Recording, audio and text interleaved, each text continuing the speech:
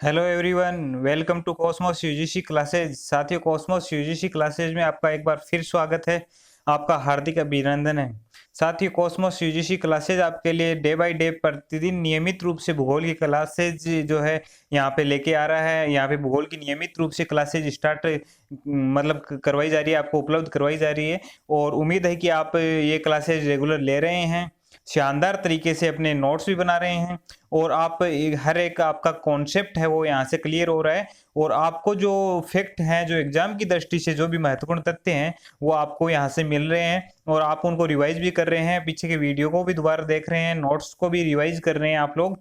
और उम्मीद है कि आप यहाँ से 20 में से 20 मार्क्स का जो अपन ने एक यहाँ से वादा किया था मैंने आपसे कि आपको यहाँ से 20 में से 20 मार्क्स पूरे दिलवाऊंगा, यहाँ से इस यूनिट से एक भी नंबर नहीं कटने दूंगा। उसी कड़ी में साथियों आज हम चर्चा करेंगे अरब के भूगोलवेताओं की। अब हमने यूनानी पढ़ लिया, रोमन भूगोलवेताएं पढ़ लिए, और अंधकार युग के बारे में पढ़ा था कि किस प्रकार भूगोल एक अंधकार गर्त में चला गया था, और यूरोप में अंधकार युग कैसे छा गया था, और अंधकार युग में क्या क्या हुआ, मतलब कौन सा मानचित्र उसमें एक टी नो जैसे मैंने बताया था आपको मानचित्र वहां पे प्रचलित था, एकमात्र उसके रचयिता इसी डोरे था। और वहां पे अनेक भूगोलवेता भी हुए थे, लेकिन उन्होंने इतना मतलब उस पे ध्यान नहीं दिया।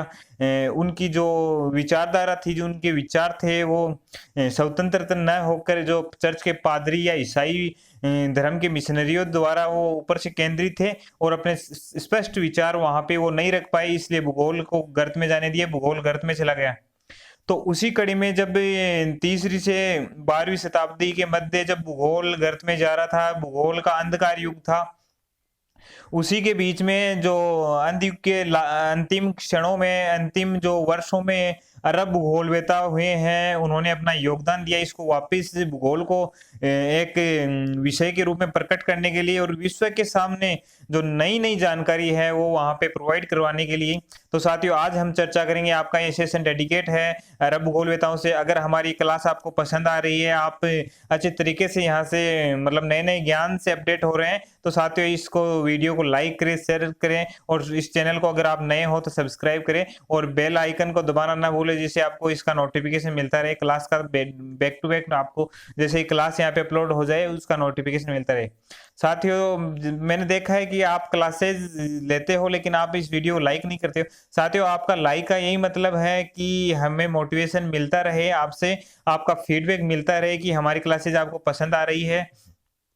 उसी आधार पर हम मोटिवेट होके आपके लिए बेहतर से बेहतर क्लास के साथ साथ में जो अन्य यूनिट्स है उनकी भी जो रणनीति है वो शानदार रूप से आपके सामने प्रस्तुत कर सके। और जैसा कि साथियों आपको पता है, कल अपना संडे को एक धमाकेदार सेशन होने वाला है जो यूजीसी नेट के लिए, जो ऑल सब्जेक्ट्स के स्टूडेंट हैं उनके लिए पेपर फर्स्ट का, उसमें अपन प्रीवियस ईयर की क्वेश्चन की चर्चा करेंगे। और वो प्रीवियस ईयर के क्वेश्चन होंगे कम्युनिकेशन से, एक सीक्वेंस के आधार पे आपको जो जितने भी क्वेश्चन आए हुए हैं वो बैक टू बैक आपको प्रोवाइड करवाए जाएंगे। और जैसे ही कम्युनिकेशन यूनिट अपनी कंप्लीट हो जाएगी, उसके जो क्वेश्चन उनको सोल्व कर लेंगे, उसके बाद में जो भी यूनिट्स हैं अपनी, और जो 9 यूनिट्स बचती है उनके भी जो प्रीवियस ईयर की क्वेश्चन है उनको भी यहाँ अपन नेक्स्ट संडे को सोल्व करेंगे। संडे को एक सेशन रहेगा ओनली फर्स्ट पेपर के लिए, और बाकी जो भूगोल के विद्यार्थी हैं उनके लिए ये सेशन रेगुलर चलता रहेगा, इस ये नियमित रहेगा। और इस यूनिट के समाप्त होने के बाद में आप कमेंट बॉक्स में कमेंट कर देना कि आपको कौन सी यूनिट पढ़ाई जाए जो आपके लिए यूजफुल है, जो आप जिसमें आप मतलब आपकी पकड़ कम है और आपको लगता है कि यहाँ से मार्क्स कटने की संभावना है। साथियों मैं वादा करता हूँ कि आपके पर यूनिट में जैसे 10 क्वेश्चन आते हैं और 20 मार्क्स के आते हैं, आपके पूरे के पूरे मार्क्स यहाँ से अपन प्राप्त करेंगे, एक भी मार्क्स यहाँ से कटने नहीं दिया जाएगा। तो साथियों चर्चा करते हैं आज अरब भूगोलवेताओं की। जो अरब भूगोलवेता हुए हैं उनकी आज अपन यहाँ पे चर्चा करते हैं कि उन्होंने भूगोल में क्या योगदान दिया था, और अरब भूगोलवेता कौन कौन हुए थे।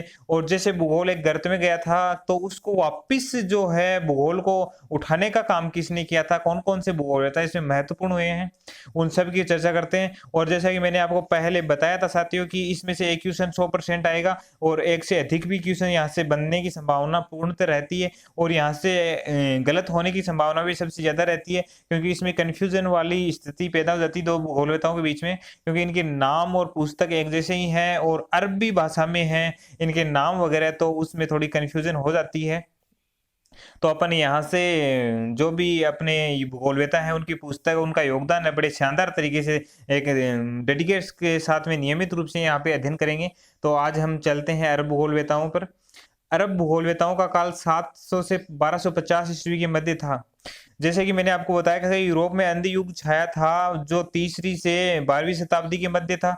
लेकिन उसी समय उसके अंतिम क्षणों में जो अरब है, अरब कंट्रीज है, वहां पे 700 ईस्वी के बाद में से लेकर 1250 के मध्य है, जो अरबों का काल माना जाता है कि उन्होंने भूगोल में योगदान दिया था। मतलब देखा जाए तो ये है कि जो भूगोल एक अंधी युग की तरफ चला गया था, जो अंधी युग भूगोल एक गर्त में चला गया था, उसमें जो अरबी भूगोलवेता है उन्होंने भूगोल को वापिस उसी जो यूनानी और रोमन भूगोलवेताओं ने उसमें योगदान देके भूगोल को विश्व के सामने प्रस्तुत किया था, वैसे ही अरबों ने इसको वापिस प्रस्तुत करने का काम किया। 10वीं से 12वीं सदी के मध्य यूरोप के लोगों को अरबों से भौगोलिक ज्ञान मिला कि जो 10वीं से 12वीं सदी है, 12वीं शताब्दी है के मध्य यूरोप के लोगों को, जो यूरोप के लोग हैं, यूरोप में अंधकार युग छा गया था, उनको अरब के जो भूगोलवेता है उनसे भौगोलिक ज्ञान मिला था। क्योंकि यूरोप में तो अंधकार युग छा गया, तो वहां पे तो सिर्फ धार्मिकता, अंधविश्वास ये उनका प्रसार था। और भौगोलिक या वैज्ञानिकता की बात करें अपन, वहां पे वैज्ञानिक तर्क या वैज्ञानिक चिंतन या वैज्ञानिक तथ्य वहां पे नहीं थे, केवल कपोल कल्पनाएं थी। जैसे चर्च के पादरियों या जैसे वहां के धर्म गुरुओं के मन में आया, वैसे ही उन्होंने जो यूरोप के लोगों को भ्रमित करते रहे वो, और उनको वैज्ञानिकता से दूर रखा। तो उस समय 10वीं से 12वीं के मध्य है उन लोगों को अरबों से भौगोलिक ज्ञान मिला था। अरबों के भौगोलिक चिंतन के विकास में, जो अरबों का भौगोलिक चिंतन है, भौगोलिक योगदान है, उसके विकास में खलीफा अल सामून, ये एक भूगोलवेता है, इसका नाम याद रखना आपको, खलीफा अल सामून। ये नाम ऐसे ही है अरब भूगोलवेताओं के, लेकिन एक दो बार पढ़ोगे तो आपको ये कॉन्सेप्ट क्लियर हो जाएगा, ये नाम आपको टिप्स पे हो जाएंगे, एक दो बार आप रिवाइज करोगे और बैक टू बैक हमारे साथ में जुड़े रहोगे तो। के शासन काल में अल रसीद, जो खलीफा अल सामून जो वहां का शासक था, उसके काल में अल रसीद महोदय, जो अल रसीद नाम का जो भूगोलवेता था, द्वारा बगदाद बैतुल हिकमा नामक संस्था की स्थापना की गई। यहाँ से तीन महत्वपूर्ण तथ्य अपने सामने आते हैं कि अरबों के भौगोलिक विकास में सबसे ज्यादा योगदान के समय अगर बात करें अपन, तो वहां का शासन कौन था? खलीफा अल सामून। तो उसके शासन में कौन से भूगोलवेता ने, मतलब या कौन से व्यक्ति ने एक संस्था की स्थापना की थी? अल रशीद। कौन सी संस्था थी? बगदाद बैतुल हिकमा नामक संस्था, यानी बगदाद बैतुल हिकमा एक संस्था थी, उसकी स्थापना की थी। और वो संस्था का उद्देश्य था कि भूगोल और वैज्ञानिकता है उसको वापस विश्व के सामने प्रस्तुत किया जाए। इस संस्था ने यूनानी, लैटिन, फारसी और संस्कृत की कृतियों का अरबी में अनुवाद किया। जो भी यूनानी है, यूनानी भूगोलवेता हुए हैं, उन्होंने अपनी यूनानी भाषा में, जो भी लैटिन भाषा है, फारसी भाषा है या संस्कृत, उस समय भारत की जो भाषा थी, मुख्य रूप से भारत के जो जितने भी ग्रंथ थे वो संस्कृत भाषा में थे, उनका अनुवाद अरबी जो है भूगोलवेताओं ने अपनी भाषा में, या बोले तो इस बगदाद बैतुल हिकमा के संस्था के जो सदस्य थे उन्होंने अरबी भाषा में उसका जो है अनुवाद किया था।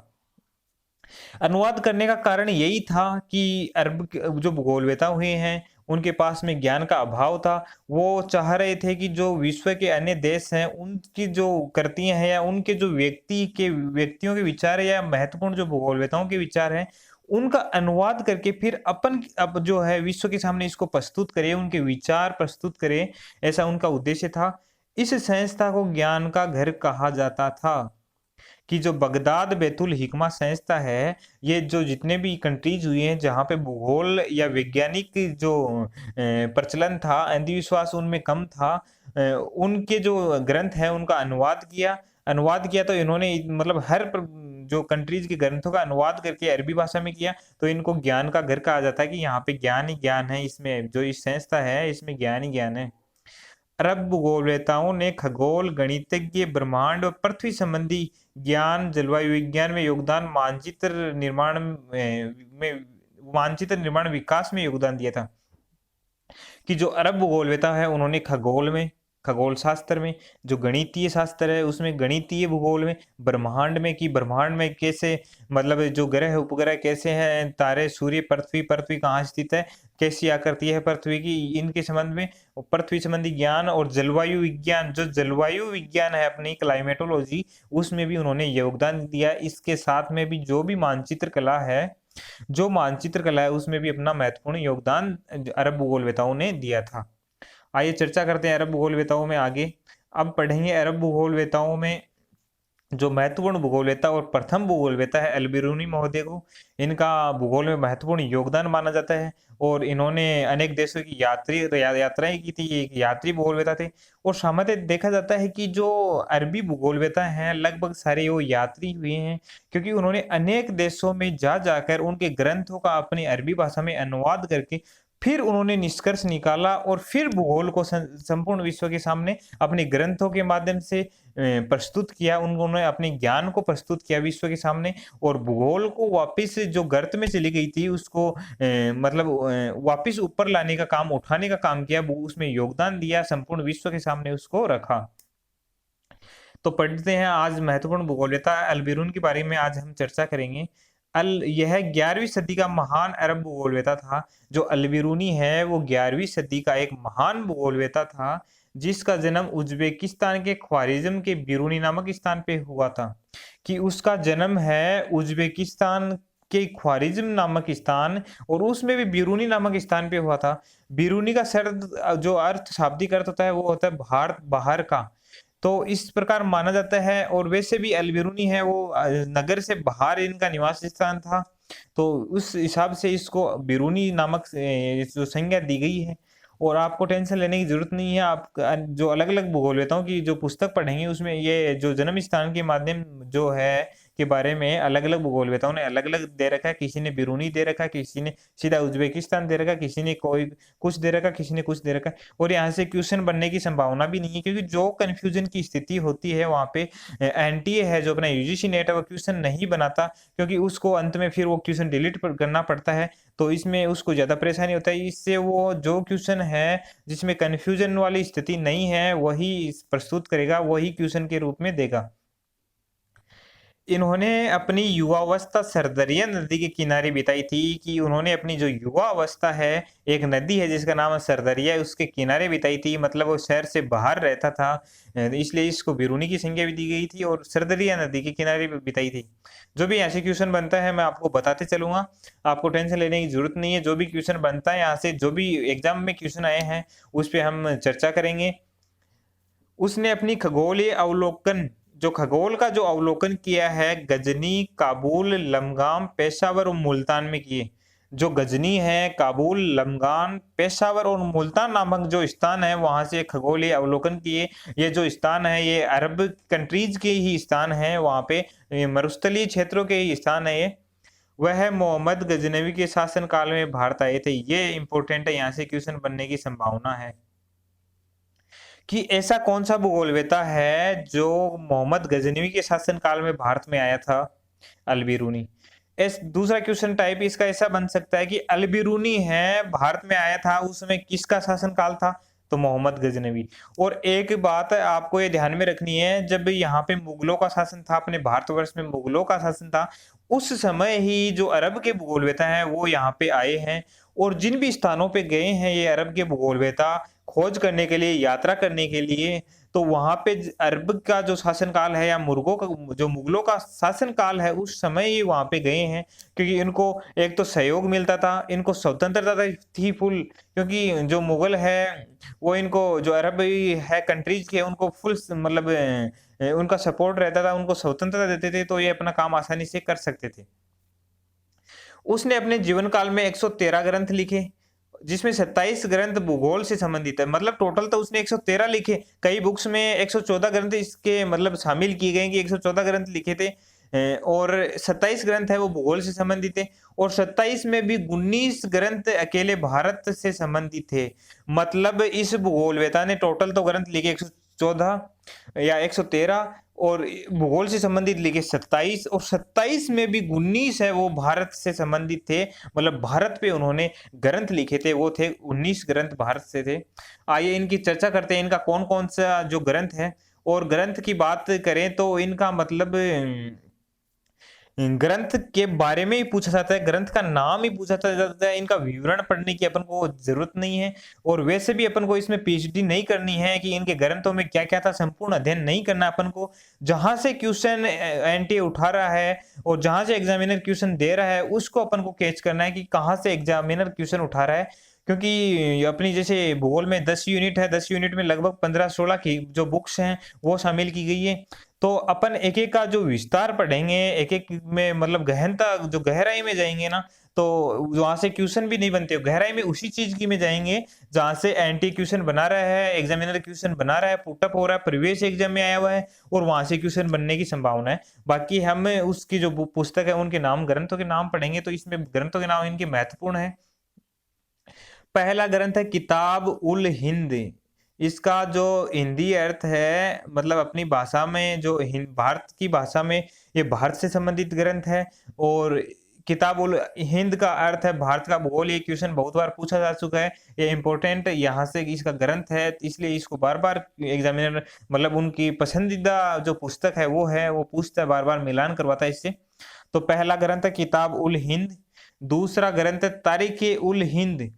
तारीख उल हिंद इसका दूसरा ग्रंथ है, वो भी भारत से संबंधित है, भारत के बारे में उसने इसमें वर्णन किया है। तो पहला ग्रंथ कौन सा बताया, किताब उल हिंद। दूसरा ग्रंथ इसका कौन सा है, तारीख उल हिंद। चलिए चलते हैं नेक्स्ट ग्रंथ की तरफ। इनके जो नेक्स्ट ग्रंथ है वो कौन कौन से हैं, नेक्स्ट ग्रंथ की चर्चा करते हैं अपन। तो इसमें नेक्स्ट ग्रंथ जो इसका अल-बिरूनी महोदय को अपन पढ़ रहे हैं, इसका नेक्स्ट ग्रंथ है किताब ए खनीज। अरबी शब्द है, अरबी नाम है किताब ए खनीज। ऐसे ही आपको सीधा का सीधा यहाँ से क्वेश्चन दे दिया जाएगा, किताब ए खनीज को मिलान कीजिए कौन से भूगोलवेत्ता से हैं। तो आपको सीधा ये नाम ही याद रखना है इनको। और मिलान वाले क्वेश्चन यहाँ से 100% मिलान वाले क्वेश्चन अधिक पूछे जाते हैं, बजाय ऑब्जेक्टिव 4 ऑप्शन के बजाय मिलान वाले क्वेश्चन यहाँ से ज्यादा बनते हैं। तो किताब ए खनीज, ये खनिजों से संबंधित ग्रंथ है इनका। जवाहरात, जवाहरात ये भी खनिजों से संबंधित ग्रंथ है। रिसाला है, दिन व रात का इसमें वर्णन किया गया है। उल तहदीद, उल तहदीद नामक ग्रंथ है, ये ब्रह्मांड उत्पत्ति से संबंधित है कि ब्रह्मांड की उत्पत्ति कैसे हुई। उन्होंने ब्रह्मांड की उत्पत्ति के संबंध में अपने विचार दिए, वो विचार इस ग्रंथ में अपने दिए गए हैं उल तहदीद में। किताब अल सेदना, औषधि और चिकित्सा संबंधी ग्रंथ है ये, मतलब औषधि विज्ञान और चिकित्सा जो शास्त्र है उससे संबंधित ग्रंथ, उसका कौन सा, किताब अल सेदना। किताब अल जमाकीर, ये भी ग्रंथ है। अल कानून अल मसूदी, इसका महत्वपूर्ण ग्रंथ है। अल कानून अल मसूदी है, ये इसका महत्वपूर्ण ग्रंथ है। इससे संदर्भ में बहुत बार क्वेश्चन पूछा जा सकता है और पूछा भी जा सकता है, इसकी संभावना पूर्ण है। इस करते में इसने क्या किया, टोलेमी के अलमागास्ट पर आधारित, मतलब कि यहाँ से मैंने जब टोलेमी पढ़ाया था तब बताया था कि अलमागास्ट पर आधारित या अलमागास्ट को किस भूगोलवेत्ता ने अपनी कृति में शामिल किया है, इसके विवरण को जो अरबी भाषा में शामिल कर लिया उसको, उसका अनुवाद किया या उस आधार पे अपना ग्रंथ लिखा है। तो वो है अल-बिरूनी। कौन सा ग्रंथ, अल कानून अल मसूदी, ये ग्रंथ अलमागास्ट पर आधारित है। इसमें खगोल विज्ञान, अक्षांश, देशांतर की स्थितियों का विवरण है। जो खगोल विज्ञान है, तारा नक्षत्र है, टोलेमी जैसा कि मैंने आपको बताया था 1022 है इसने नक्षत्र बताए थे। पूर्व में हिपाक्स ने 850 बताए थे, उससे बढ़ाकर टोलेमी ने प्रस्तुत किए थे अपनी अलमागास्ट में, या इसको एल्मागेस्ट भी बोलते हैं। और इसी टोलेमी के एल्मागास्ट पर आधारित है अल-बिरूनी ने अपनी पुस्तक लिख दी अल कानून अल मसूदी। नेक्स्ट बुक की बात करते हैं, दी वेस्टिज ऑफ द पास्ट या अथर अल बगिया। इसका दूसरा नाम है किताब अल बगिया, कि दी वेस्टिज ऑफ द पास्ट या अथर अल बगिया। जैसा कि मैंने आपको साथ में बताया था, मैंने आपको पहले भी बता चुका हूं मैं, कि जब आप क्वेश्चन को पढ़ो तो हिंदी वर्जन के साथ में इंग्लिश वर्जन का अध्ययन जरूर किया जाए, जिससे आपके 10 में से 3, 4, 5 क्वेश्चन तो ऐसे ही सोल्व हो जाएंगे तुरंत ही, किसी प्रकार की उसमें कंफ्यूजन आपको नहीं रहेगी। क्योंकि हिंदी और इंग्लिश वर्जन यहाँ पे क्योंकि लगभग बुक्स हैं ये अंग्रेजी या अरबी अन्य भाषाओं से हिंदी में इनका ट्रांसलेशन किया गया है। तो उस स्थिति में कई बार क्या होता है, इंग्लिश से ट्रांसलेशन करते तो उसी लैंग्वेज में हिंदी में कन्वर्ट कर देते हैं। उस हिसाब से अपन को दोनों लैंग्वेज पढ़नी है, पेपर में दोनों लैंग्वेज आएगी। आप हिंदी मीडियम के स्टूडेंट हो तो आपको इंग्लिश वर्जन भी मिलेगा, हिंदी वर्जन भी मिलेगा। तो आपको दोनों वर्जन देखने हैं, और विशेष तौर से इस अपनी भौगोलिक चिंतन के इतिहास में, क्योंकि कंफ्यूजन वाली मेन जड़ यही है। और मैंने आपसे वादा किया है कि आपके यहाँ से 20 में से 20 मार्क्स पूरे आएंगे, यहाँ से कटने एक भी मार्क्स आपका नहीं कटेगा। अब अपन दोबारा चर्चा करते हैं कि इनकी कौन कौन सी पुस्तक है। पहली पुस्तक बताई थी किताब उल हिंद। मैंने कौन सी पुस्तक बताई थी? किताब उल हिंद। जैसा कि मैंने पीछे बताया था, पहली पुस्तक किताब उल हिंद बताई थी, और दूसरी पुस्तक बताई थी तारीख उल हिंद। दोनों किससे संबंधित है? भारत से संबंधित है। पहली किताब उल हिंद, दूसरी तारीख उल हिंद, दोनों भारत से संबंधित है। तीसरी पुस्तक मैंने बताई थी किताब खनिज, खनिजों से संबंधित। चौथी बताई थी जवाहिरात, खनिजों से संबंधित है यही। रिसाला, दिन व रात का वर्णन। उल तहदीद बताई थी। किताब अल सेदना बताई थी। किताब अल जमाकीर बताई थी। अल कानून अल मसूदी बताई थी, तो बताया था टोलेमी की अलमगाश्त पर आधारित है। सबसे महत्वपूर्ण पुस्तक है किताब उल हिंद की तरह ये भी महत्वपूर्ण पुस्तक है। ये क्वेश्चन फर्स्ट ग्रेड में भी पूछा गया था पहले पूर्व एग्जाम में। और इसके बाद में दी वेस्टिज ऑफ द पास्ट या अथर अल बगिया है, किताब उल बगिया जिसको बोलते हैं, ये भी इसका महत्वपूर्ण ग्रंथ है। तो इसको आपको अभी ऐसा लगेगा कि ये याद ही नहीं हो रहे, अजीब प्रकार के ग्रंथ है, और आपको जो आप बुक्स पढ़ रहे हो उसमें इतने ग्रंथ मिलेंगे भी नहीं। लेकिन ये अल बिरूनी महोदय के ग्रंथ है। अन्य जो बुक्स हैं उनसे इनको मतलब उठा के लिया गया है, उनको संग्रहित किया गया है एक जगह, क्योंकि जो एग्जामिनर है वो कहीं से भी क्वेश्चन बना सकता है, और अपन रिस्क नहीं लेना चाहते कि कौन सा क्वेश्चन कहाँ से उठा ले और अपना गलत हो जाए। क्योंकि अगर अपना एक क्वेश्चन भी गलत हो गया तो अपन जो 1 मार्क्स या 2 मार्क्स एक क्वेश्चन के होते हैं बैक चले जाएंगे, अपने मेरिट से रह जाएंगे। तो आगे जो अरब अल बिरूनी है इसकी चर्चा करते हैं अपन कि इसका योगदान क्या क्या था भूगोल में, इसने अपना क्या योगदान दिया था। तो अल बिरूनी महोदय ने भारत के कन्नौज का वर्णन किया था, कि भारत में जो कन्नौज क्षेत्र है उसका वर्णन किया था। वह इस क्षेत्र को पांडुओं से संबंधित मानता था, कि जो कन्नौज क्षेत्र है कि वहां पे पांडु रहते थे, पांडुओं से ये क्षेत्र संबंधित था। इसका भी वर्णन किया था, क्योंकि उसने, आपको पता है कि उसने 27 ग्रंथों में से 19 ग्रंथ है उन्होंने अपने भूगोल भारत से संबंधित लिखे हैं। जो 19 ग्रंथ है उन्होंने भारत से संबंधित लिखे हैं। और अल बिरूनी पहला व्यक्ति था जिसने सिंधु नदी के उद्गम प्रवाह और उसके बाढ़ों के बारे में विस्तार से बताया है, कि ये पहला व्यक्ति था जिसने सिंधु नदी के उद्गम स्थल, प्रवाह है कहाँ से प्रवाह होता है, कि बाढ़ कैसे आती है, उसके बारे में विस्तार से बताया था। सिंधु नदी के बारे में बताया था इसने। उसने चीन सागर का उल्लेख किया था, जो चीन का सागर है उसका उल्लेख किया था, और बताया था कि पूर्व में सागरों के नाम देशों पर आधारित हैं। जैसे कि अरब कंट्रीज से पूर्व में आते हैं तो एशिया वाला क्षेत्र आता है, वहां पे जैसे भारत हो गया, चीन हो गया, और जो बांग्लादेश हो गया, श्रीलंका हो गया, ऐसे जो ऑस्ट्रेलिया, ऐसे क्षेत्र जो आ रहे हैं जो पूर्वी साइड में। तो उन्होंने, जैसे सिंधु है तो अपन भारत को पहले सिंधु से हिंदू, हिंदू से हिंदुस्तान, ऐसे इसका विवरण, जब इसकी संपूर्ण चर्चा हम तब करेंगे जब अपन भारत का भूगोल पढ़ेंगे यहाँ पे, कि इसका नामकरण किस आधार पर पड़ा था। सिंधु से ही मतलब हिंदू होते हुए हिंदुस्तान इसका जो नामकरण हुआ था, और कई महत्वपूर्ण लोग यहाँ पे हुए थे जिनके नाम पर इसका भारतवर्ष नाम पड़ा था। तो उस आधार पर इसने मतलब अल बिरूनी महोदय ने अपना अनुमान के आधार पर अपने विचार प्रकट किए, कि जो पूर्व में जो देश है उनके आधार पर भी वहां पे सागरों के नाम है। जैसे चीन में गया, चीन सागर मिला तो उसने, और भारत में आया और तो सिंधु नदी बता दी कि भारत में सिंधु नदी है, मतलब हिंदुस्तान में सिंधु नदी है। तो इस आधार पे उसने कहा था कि पूर्व में जो सागरों के नाम है देशों पर आधारित है। अल बिरूनी जीवाश्म विज्ञान का ज्ञाता था, जो जीवाश्म विज्ञान है उसका अल बिरूनी ज्ञाता था। उसने अरब, गजनी और ख्वारिज्म के मैदानों के जीवाश्म का अध्ययन कर बताया कि यह स्थान यहाँ समुद्र के होने का प्रमाण देते हैं। कि जो अरब क्षेत्र है वहां पे गजनी क्षेत्र है, ख्वारिज्म, जैसे पहले कि उन्होंने अपना खगोलीय कार्य, मैंने जब बताया था इसका शुरुआत में कि खगोलीय कार्य इन क्षेत्रों पे इसने किया था। तो उसने अध्ययन कर ये बताया कि पूर्व में यहाँ जीवाश्म थे, और जीवाश्म समुद्र होने का प्रमाण देते हैं कि यहाँ पे पूर्व में समुद्र था।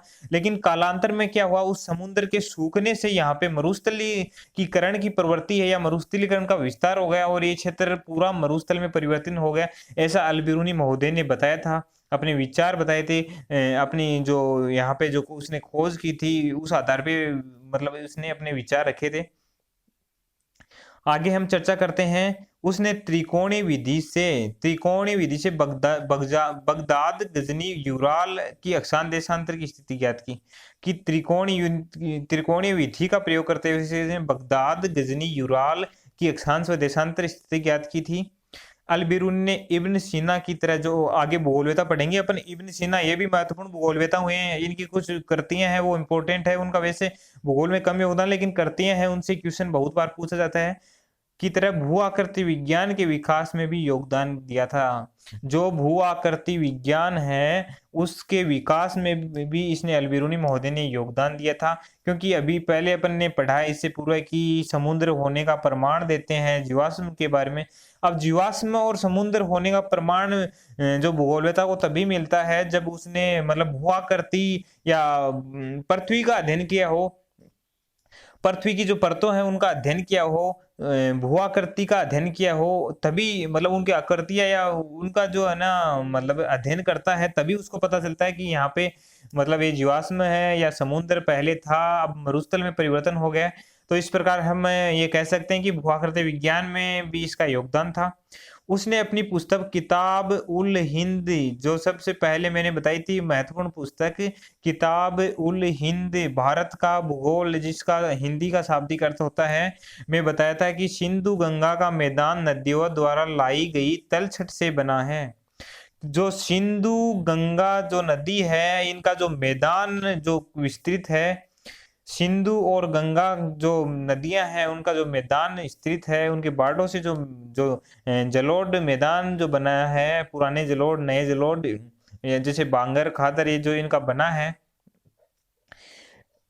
जो उत्तरी भारत या उत्तर के जो मैदान की बात करें जो इन्होंने नदियों ने बनाया है, क्योंकि 3 नदियां मैदान बनाने में महत्वपूर्ण थी। कौन कौन सी? पहले तो सिंधु नदी जो जम्मू कश्मीर में प्रवाहित होके और फिर यहाँ पे पाकिस्तान में चली जाती थी। फिर गंगा नदी बांग्लादेश से प्रवाहित होते हुए मतलब भारत के जो मैदानी क्षेत्र है उससे प्रवाहित होके और बांग्लादेश में चली जाती। ब्रह्मपुत्र नदी है, ब्रह्मपुत्र नदी जो अरुणाचल प्रदेश से एक दर्रे से प्रवेश करके और फिर यहाँ पे भारत में प्रवेश करती थी, और वो भी अंत में यहाँ पे बांग्लादेश में जो अरब सागर है, सॉरी जो बंगाल की खाड़ी है वहां पे वो चली जाती थी, उसमें मिल जाती थी।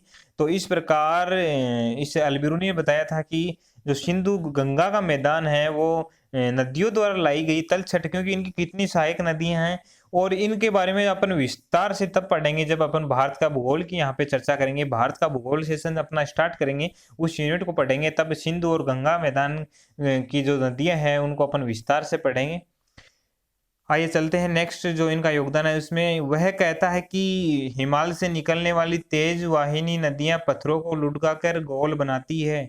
कि जो हिमालय से निकलने वाली तेज वाहिनी नदियां हैं, जो तेज उनकी जो है, क्योंकि स्वाभाविक है कि हिमालय ऊंचाई पर स्थित है, हिमालय की ऊंचाई है, ऊंचाई से जब नदियां गिरती हैं तो उनकी जो स्पीड है ऑटोमेटिकली तेज हो जाती है। क्योंकि जब ऊपर से कोई पदार्थ या कोई चीज मतलब वस्तु गिरती है वो नीचे आती है, तो वो उसके मतलब जो गति है उसमें परिवर्तन हो जाता है, इसकी जो तेज हो जाती है इसकी स्पीड, तो पत्थरों को लुढ़काकर गोल बनाती है। अब स्वाभाविक है कि ऊपर पर्वत या पठारों से जो भी नदियों के साथ पत्थर है वो बहते हुए आएंगे, तो वो अनेक चट्टानों से टकराते हुए आएंगे, तो अंत में वो गोल हो जाएंगे, और जब नीचे पहुंचेंगे तो एक उनकी शेप गोल शेप हो जाएगी, गोल शेप हो जाएगी। और कई बार पत्थर इतने टूट जाते हैं कि वो मिट्टी में भी कन्वर्ट हो जाते हैं। तो अल-बिरूनी ने कहा है कि हिमालय से जो नदियां निकलती है तेज वाहिनी नदियां हैं।